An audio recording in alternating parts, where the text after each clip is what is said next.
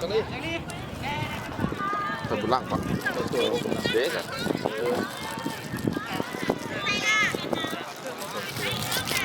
ว่า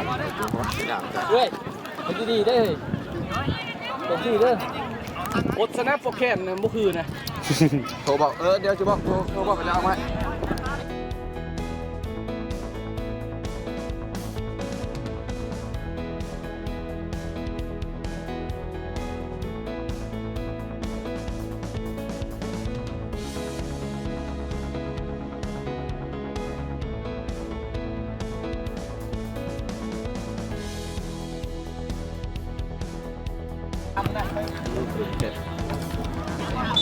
ยังมีทิปดีพี่หนึ่ง อ้วนเนี้ยหมดสิบนะ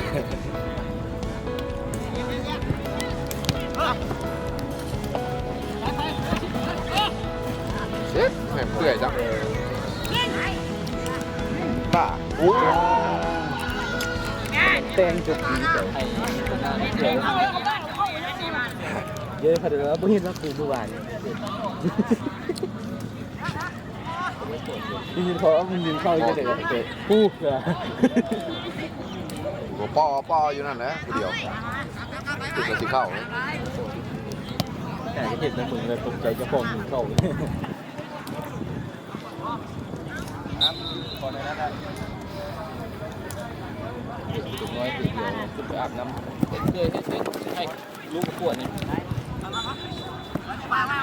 มือกวดปะมือล่างปะ โอ้เสือดีแล้วตัดเต็มคนเดินไม่เห็นด้วยเนาะโอ้เจ็บคอแล้วหมดเจ็บคออุกใจกับนี่แหละ เต็มคอ นั่นแหละ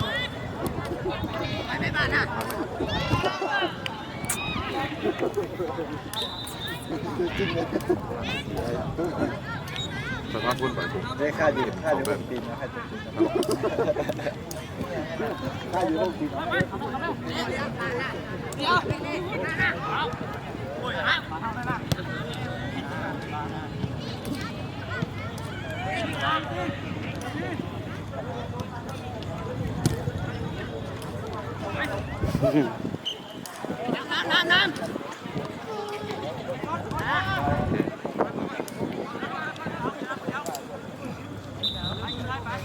ที่ได้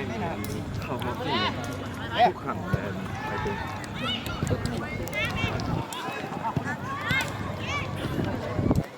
นี่แต่ชุดนี้มากกองกลางก็ดูไม่ได้ออกสักทีจะเข้าบ่วัน หน้าเป้านะสิใจยิงมาแล้วยิงมาแล้ว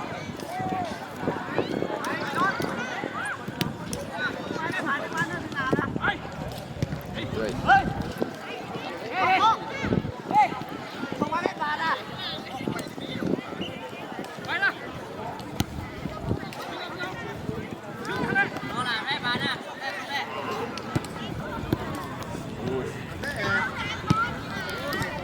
เปล่าแค่ไหน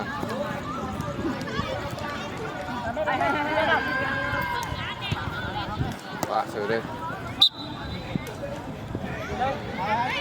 คนละแบบมีบูเลยคนบอกคุณอะไรมาเลยสนามเลยบานจะน้องไหนไหมลงมาไล่ทำละมือหลังเลย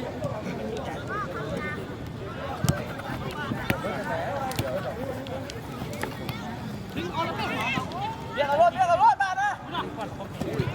ไปได้ไหมโอ้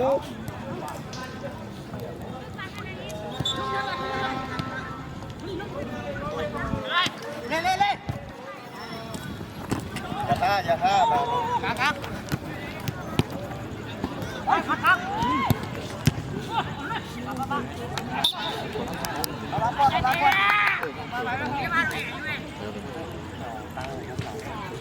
โทรบอกกันแล้ว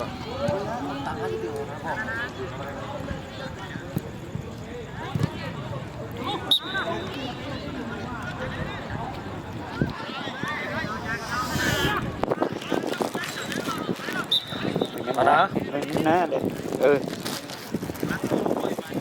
ไม่นะได้ไหล ไล่ นี่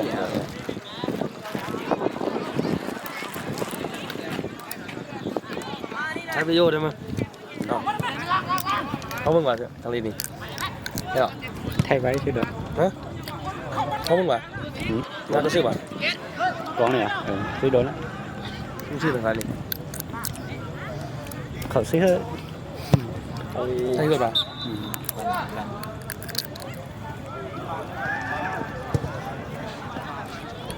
น่าเสียดายนะทางนี้ เอาแยกคนละปีนี่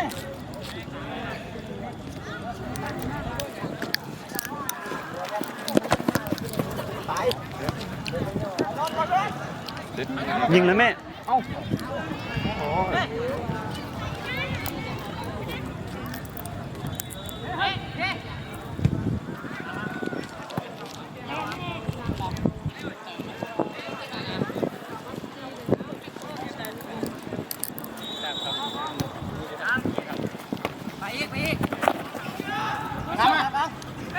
เอ๊ะ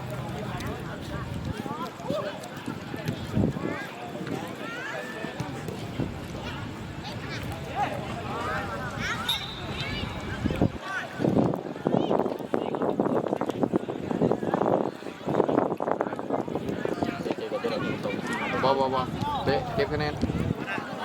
คะแนนหลายได้เอาเลย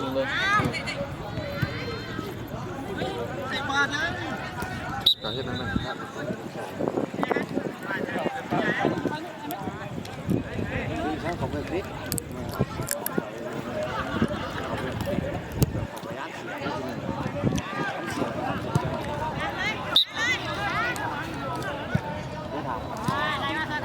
เดี๋ยวคะแนนอย่างเดียวเนาะ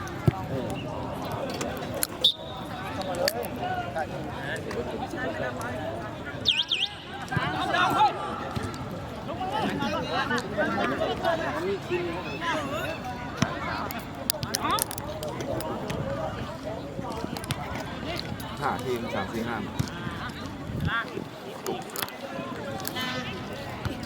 ไลฟ์สดอ่ะไลฟ์สดอีกบ่ทางเดียว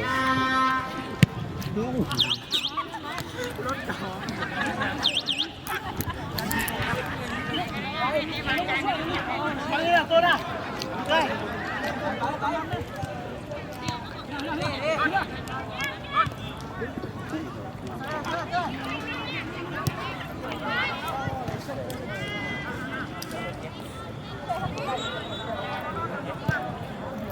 หน้านี่นะเราจะออกไปใส่เลย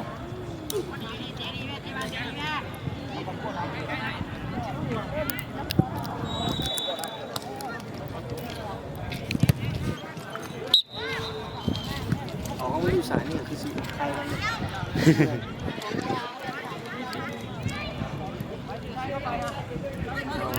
มันได้เฮ็ดทีมนะครับเจ็บไปตั้งนั้นเถอะ นั่นเลยหมาอะไรเก่งสุดๆกันมีสายดีกว่านี่ มาหน้าไปเลยแต่หอยหลังแม่ขับลาบานมา เอามวยมาแบบนี้ เพื่อเข้าไปก็ได้ไป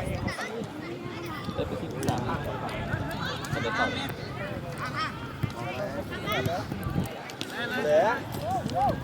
เดี๋ยวกันสองเจอกันเลยเดี๋ยวสองเจอ แม่ขับลา เฮ็ดเอ้ยเฮ็ด โอ้ย มาละ บ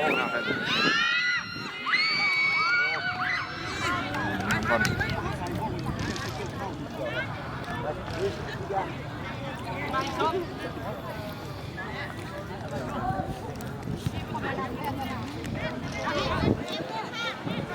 พอเป็นสุด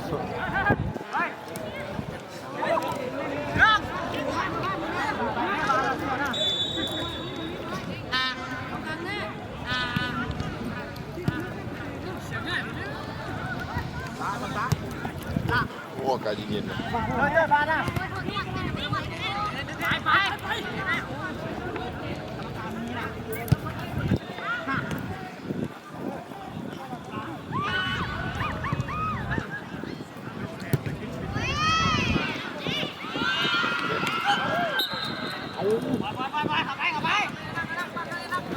ปลาก่อนครับ จับคน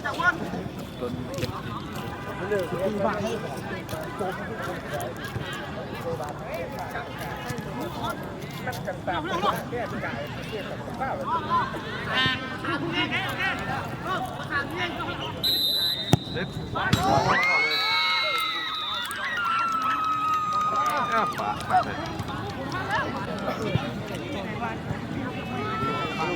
เลยเด็ดติดเลยเนี่ย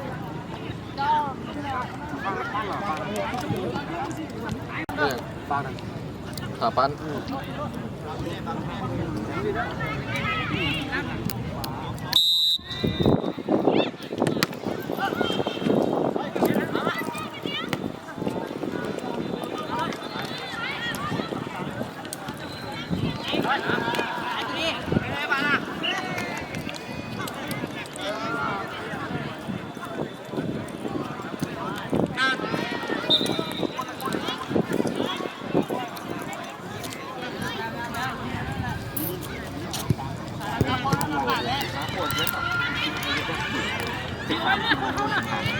ยังน้ำมีลุ้นมาหาทีมดีกว่า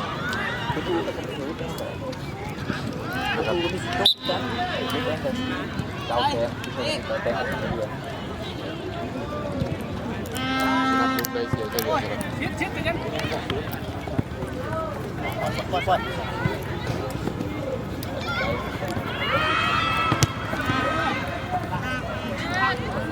บุลัง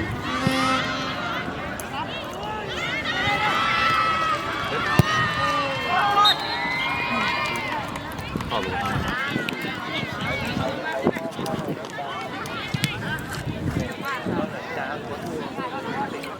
ทางเกี่ยวบ้านโอ้น้โอ้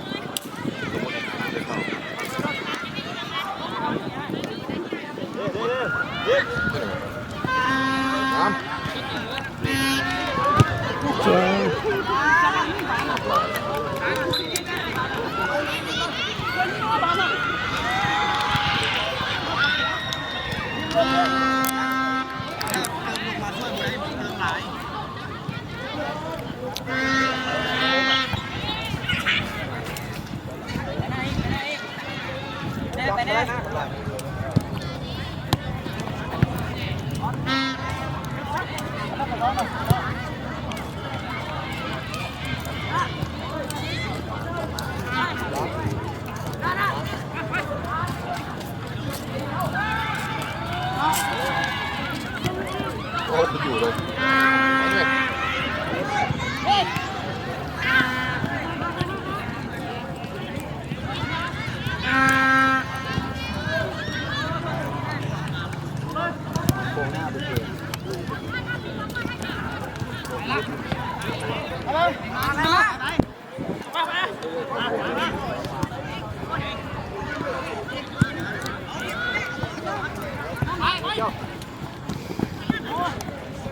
ยไล่เต้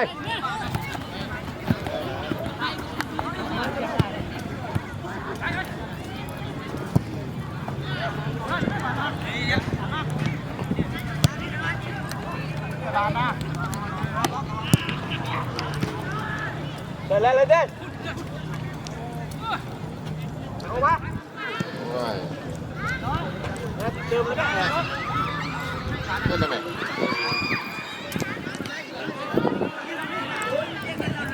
ไปเลยแม่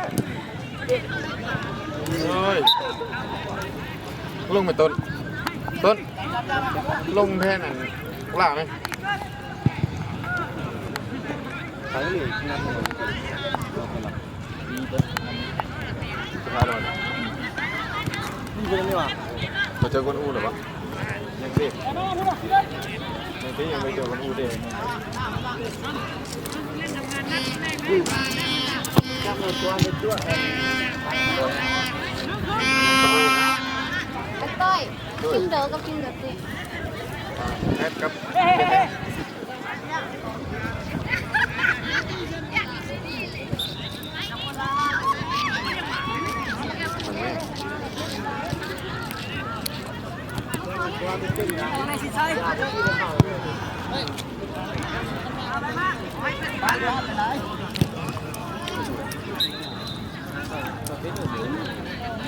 ถ้าเขาเตะเดินเดียวซะ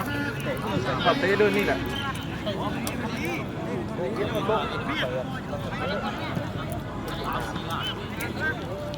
นัดเราเตะจังงงค่ะ อย่าแม่ทำล่าไปอยู่แล้ว รถจัดให้เรา เดี๋ยว แถวหนึ่งเลยเต้ยแถวหนึ่งแล้ว เดี๋ยวท่าที่นะคะพัน จะถามสิ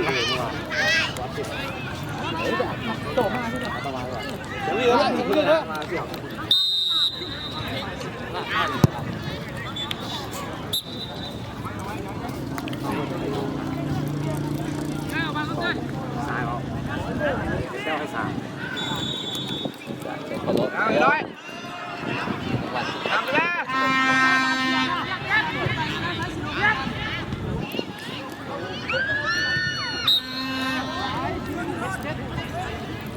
้วไปลุกไหมตุน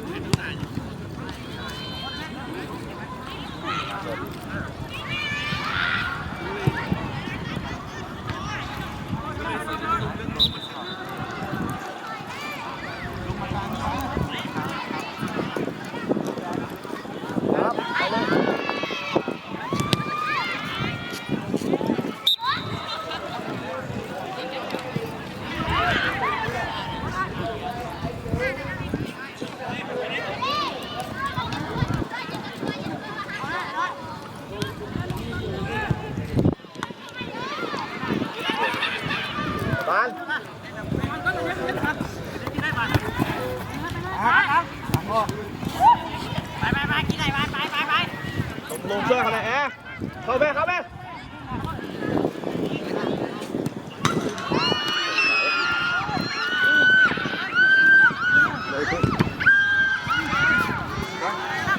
ลงเสื้อเขาเลยแม่เตะเป็นเพื่อนเด็กนั้นมีคนเตะเดี๋ยวมาเตะไปแล้วต่อล่างเป็นไป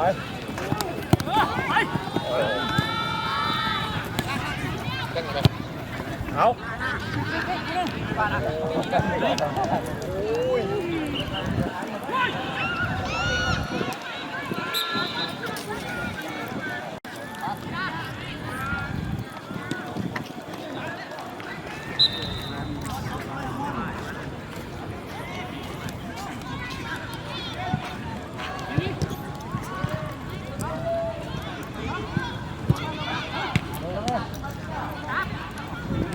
จับแม่จับก็ได้นะบานนะเดี๋ยวไปเลยคำล่าคนไรชกรุ่นไหนเนี่ยจับมา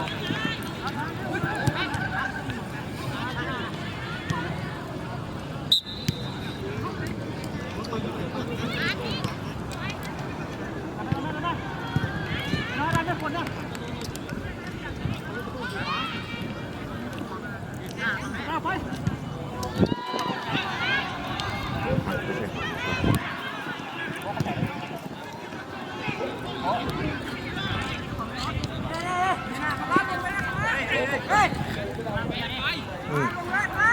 ส่เขาจะบังหรือยังไงก็ใช่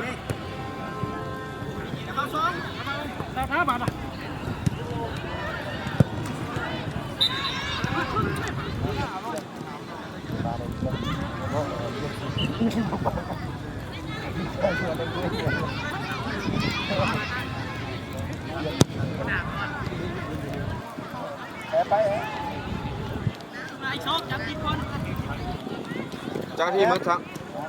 ล่มลูกคุณที่หลังยิงอะไร เอาแม่บ้านมา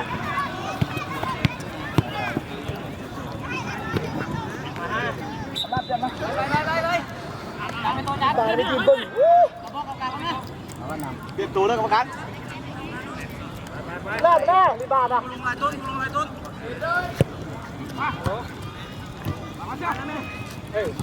โอ้ยให้จะไปก็บ่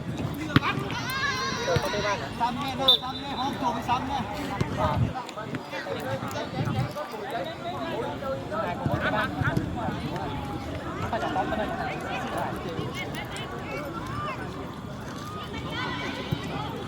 ก็คนถึงอ่ะก็มันนี่ที่เอาที่นี่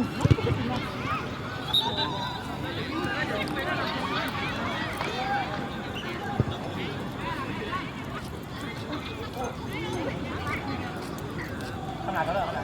เปิดกุญแจน่ะแม่น่ะลูกปังลูกกล้องหนึ่งก็เอาของ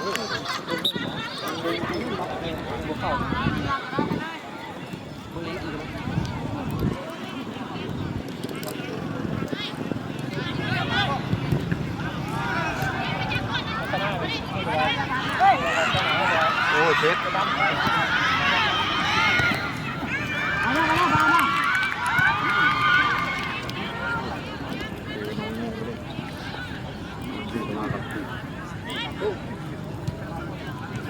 ดีเชียวเดียว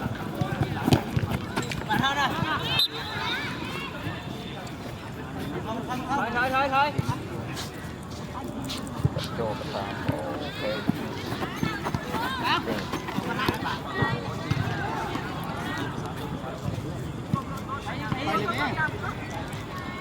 มือหนึ่งก็ยัง4 ล้านปลาย5 ล้านไปเวียนกับลุงซื้อละยังไม่ซื้อผม เบิ่งไว้บ่ก็จะทำมือ2ที่เรา2 ล้าน8คือผมมาซื้อนะยืมทำส่ง อ้าวจะ2 ล้าน8 3 ล้าน4ก็ทำมือ2รับได้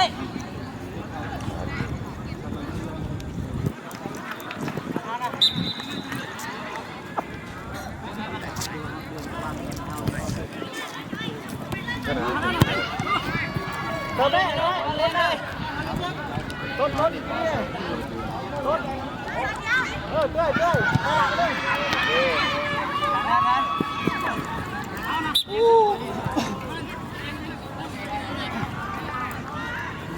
จับไปตั้มลอยบ่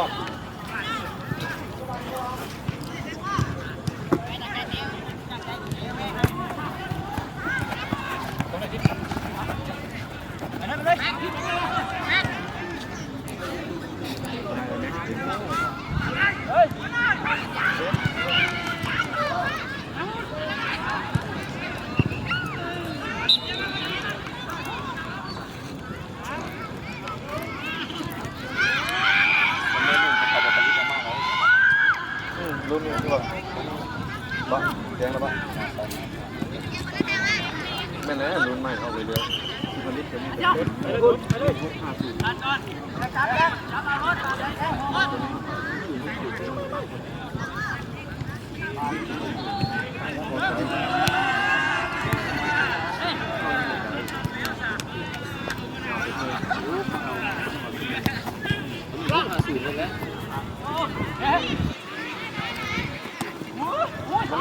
สี่กันนะแต่ว่ามันเข้า5 สูตรแล้วมันจะเพี้ยน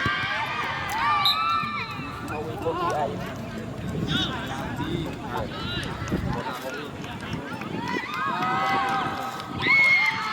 โอ้ตายตรงนี้แล้วเช็ดโอ้ไม่อยาก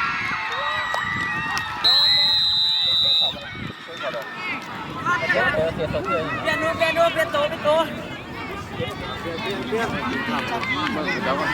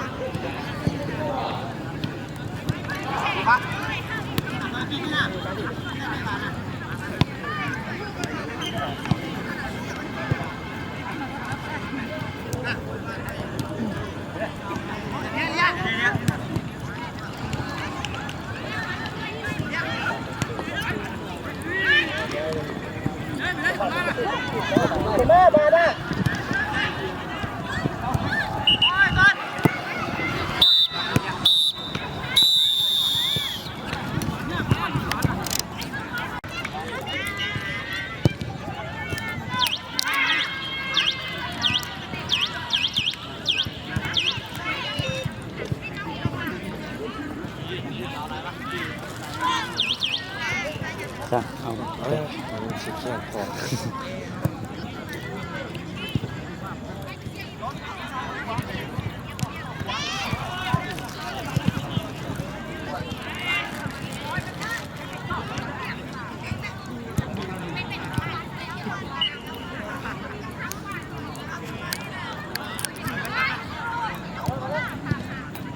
เฉียงวิทย์เฮ้ยเฉียงวิทย์เฉียงวิทย์เฮ้ย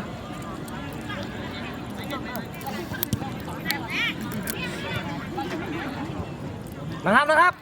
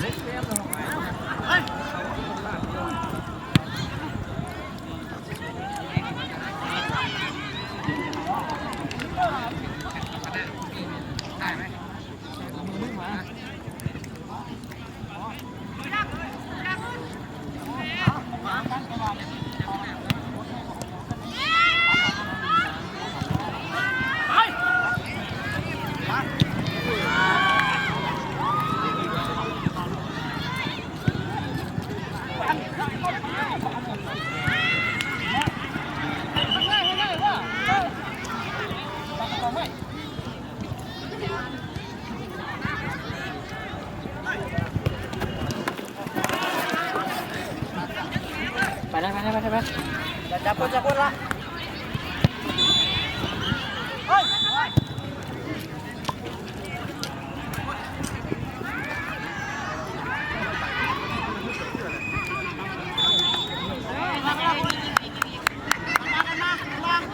เอาลูกไปคุยได้เอาลูกไปคุยดีกว่าจริงเออ เสมอดีกว่า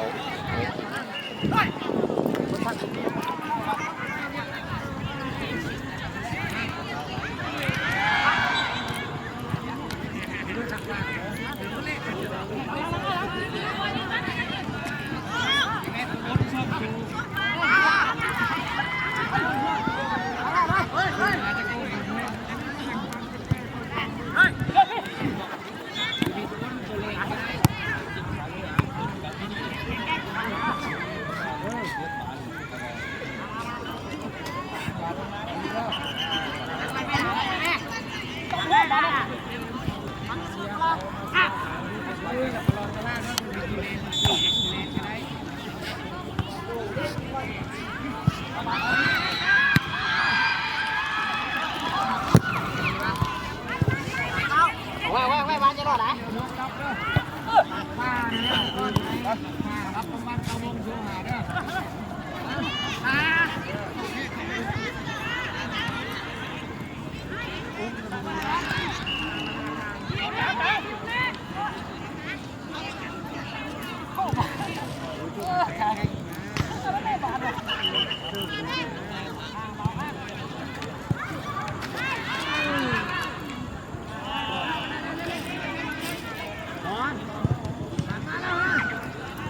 โอ้เหนื่อยคนโสมหนึ่งเด็ดเอง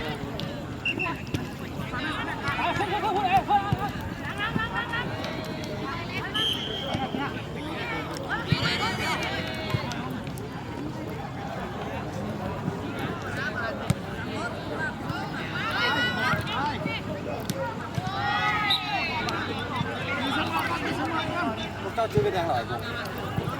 เดี๋ยวแล้ว3-0ยัง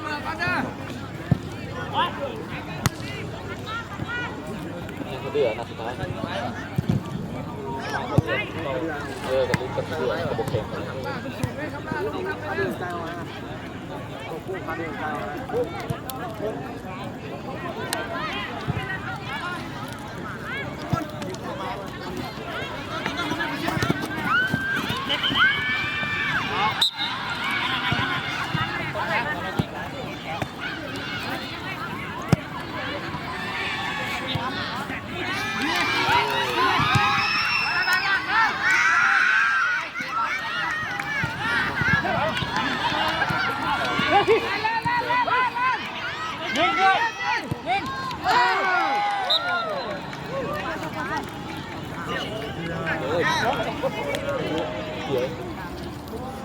เดียว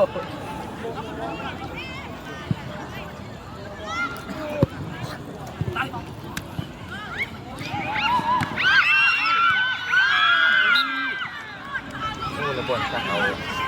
ไม่ได้จังหวะเลยจังหวะเราเบอร์ครับตัดเข่า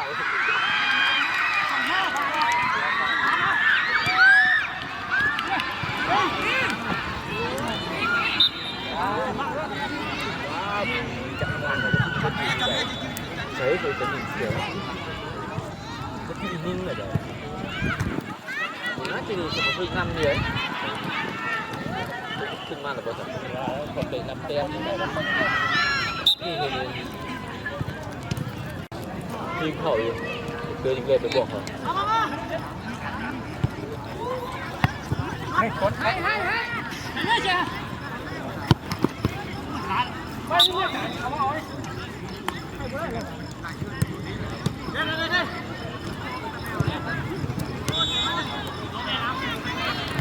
เตื่อยตั้งใจไหมเตื่อย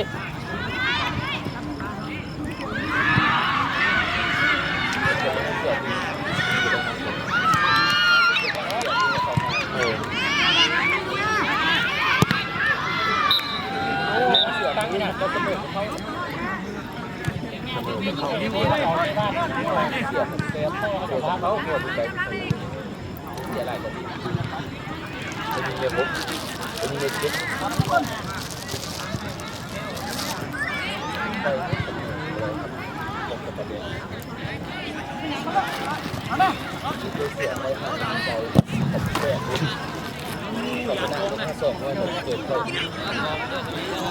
มองคุณนะล้างโต๊ะไม่หวานอ่ะ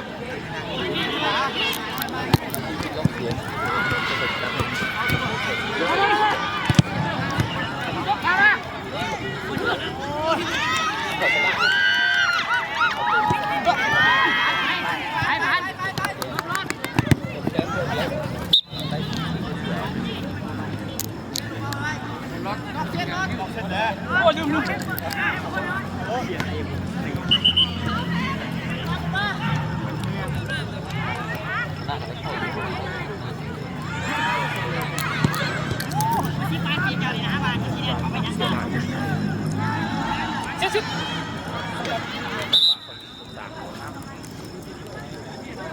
ไว้เบอร์เจ็ด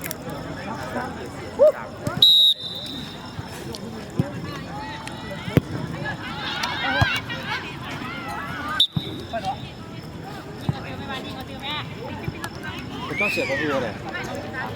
เท้าคนนี้ให้ขอเรื่องไม่ค่อยกินข้าวสารกินนะ คนนี้ให้กับตัวนี้ด้วยนะพี่เจ้าสอ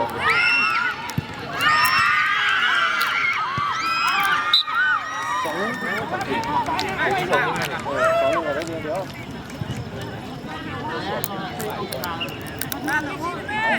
เคยได้เจ็ดผมก็เสมอฮะมันก็เสมอ ยังไม่เสมอมี6สำคัญที่มี6ตาเราเจ้าคนอื่น0เขาได้1แล้วที่3นัดยังไม่กลางอ่ะนะครับ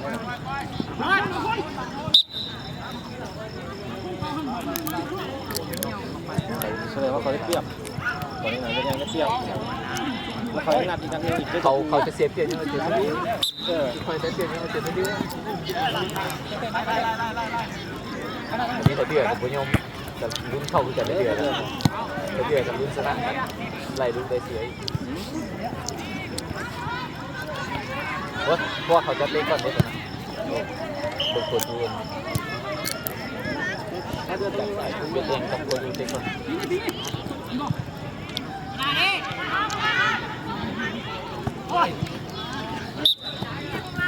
นั่นนำเสมอบ้านเลยนะ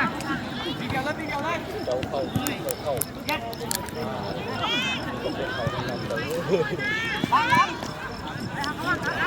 เข้าเขานะบอลกับเด็กกันด้วยมวยเลยไหนไม่บานนะบานนะเข้าสี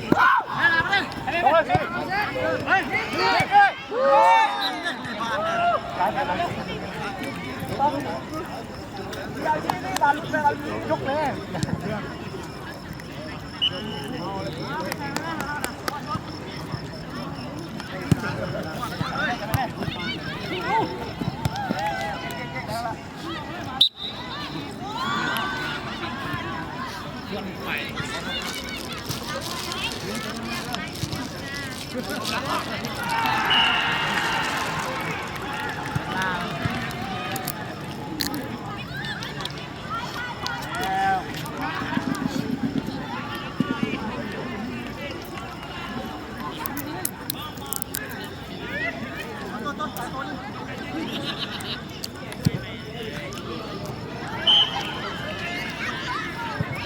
แล้วไม่ด้วยแล้วเลยล้างก็ไป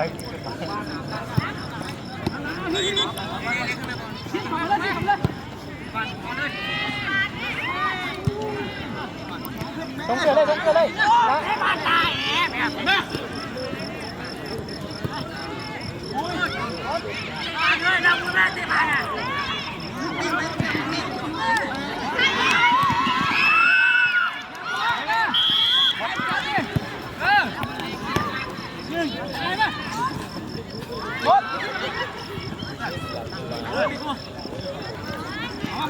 มา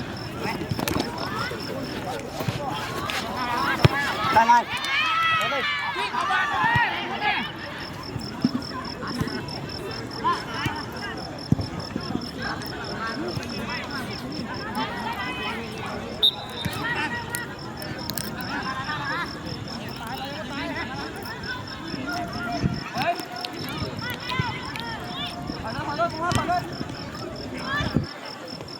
ฮ้ยแบบด้วย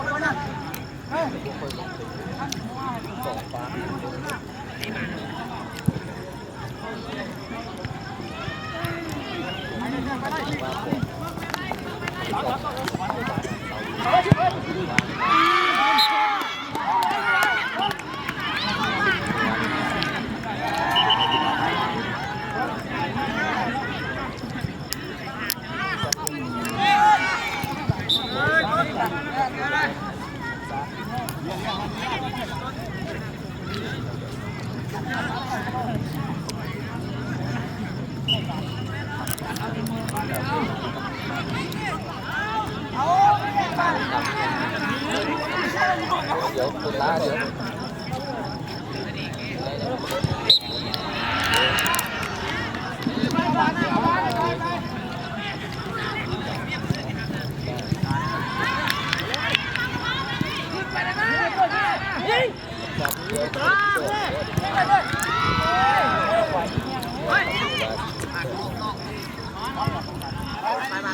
ไปชิดไปส่งไล่เลยส่งไป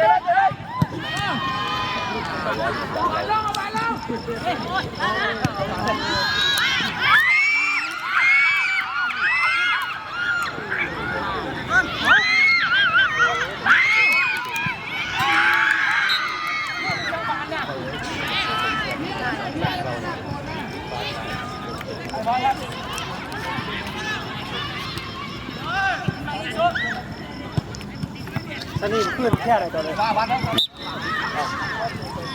บ่ฮู้ดอกบอกเข้านี่แหละสิเข้าแล้วนะก็ไม่เข้าแล้ววันนี้เข้าละเป่าออกมาจับเลย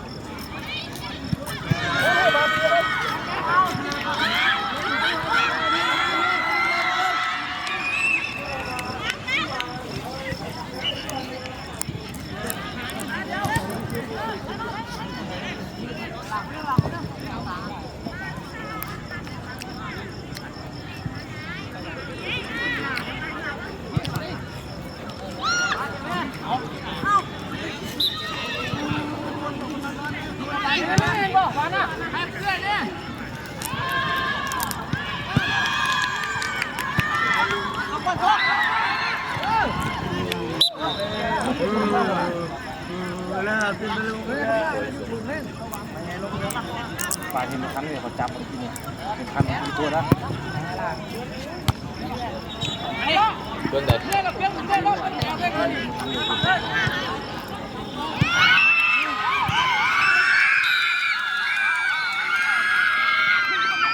ย่างแล้ว2หน่วยแล้วดูนะ กินอย่างเดียว เขาเลยขึ้นรถกันเนี่ยเดี๋ยวเชิงพี่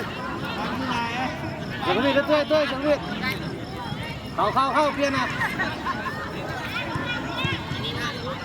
เมื่อเราเปลี่ยนกันทุก เด็กกัน